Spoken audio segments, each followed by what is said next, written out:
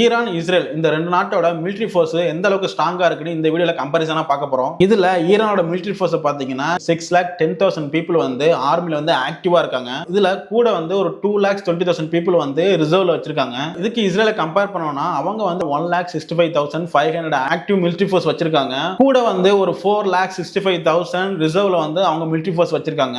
Military force ஸ்ட்ரென்த்ல ரெண்டு நாட்டையும் compare பண்ணா கிட்டத்தட்ட சேமா தான் இருக்காங்க. இதுல செகண்ட் கம்பேரிசன் இதுல பாத்தீங்கன்னா ஏர் ஃபோர்ஸ்ல தான்.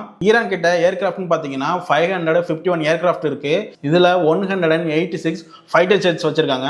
அப்படியே இஸ்ரேல் சைடு பார்க்கும்போது 641 ஏர்கிராஃப்ட் வச்சிருக்காங்க. அதுல 241 ஃபைட்டர் ஜெட்ஸ் வச்சிருக்காங்க. இந்த ஏர்ஃபோர்ஸ் கம்பேரிசன்ல ஈரானை விட இஸ்ரேல் வந்து ஸ்ட்ரென்த்ல அதிகமா இருக்காங்க. தேர்ட் கம்பேரிசன் பாத்தீங்கன்னா இந்த ரெண்டு கண்ட்ரி கிட்டமே எவ்வளவு டேங்க்ஸ் இருக்குன்னு பார்க்கலாம். ஈரான் கிட்ட 2000 டேங்க்ஸ் இருக்கு. இதே இஸ்ரேல் கிட்ட பாத்தீங்கன்னா 1370 டேங்க்ஸ் தான் இருக்கு. டேங்க்ஸ் பொறுத்த வரைக்கும் ஈரான் தான் ஸ்ட்ரென்த் அதிகமா இருக்கு. ஃபோர்த் கம்பேரிசன் பாத்தீங்கன்னா ஆர்ம்டு வெஹிக்கிள். இதுல வந்து ஈரான் கிட்ட 65,000க்கு மேல ஆர்ம்டு வெஹிக்கிள் வச்சிருக்காங்க. இதுல இஸ்ரேல் கிட்ட பாத்தீங்கன்னா 43,400 பிளஸ் ஆர்ம்டு வெஹிக்கிள் வச்சிருக்காங்க. இதுல ஈரான் தான் ஆர்ம்டு வெஹிக்கிள் அதிக கவுண்ட்ஸ் வச்சிருக்காங்க. ஆனா இஸ்ரேல் கிட்ட வந்து 650 செல்ஃப் ப்ரொபல்ட் ஆர்ட்டிலரி வச்சிருக்காங்க. அது மட்டும் இல்லாம 150 ராக்கெட் லான்ச் சிஸ்டம் வச்சிருக்காங்க. இந்த ஒரு கம்பேரிசன்ல பாத்தீங்கன்னா இஸ்ரேல் தான் ஸ்ட்ரென்த் தான் அதிகமா இருக்கு.